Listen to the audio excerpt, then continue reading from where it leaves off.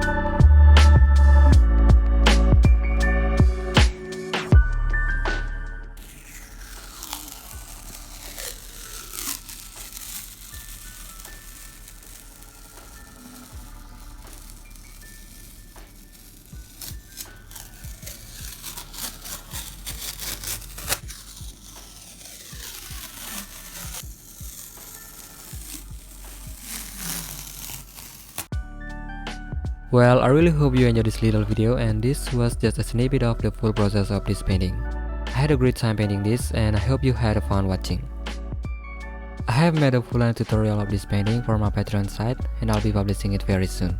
So if you want to take a closer look at my painting technique, you can hop on over to my Patreon site where you can take a full-length video with voiceover and the reference photo that I used. For more info about it, check out the link in the description box down below. And I'm gonna say a huge thank you to my patrons over on Patreon and my subscribers here on YouTube. Anyways, if you like this video, feel free to give it a thumbs up, leave a comment below, subscribe, and also click the notification bell and share this video with your friends. If you want to find me on other social media, you can find the link in the description below. I hope you're all having a great day, enjoy the rest of your day, and I'll see you again soon.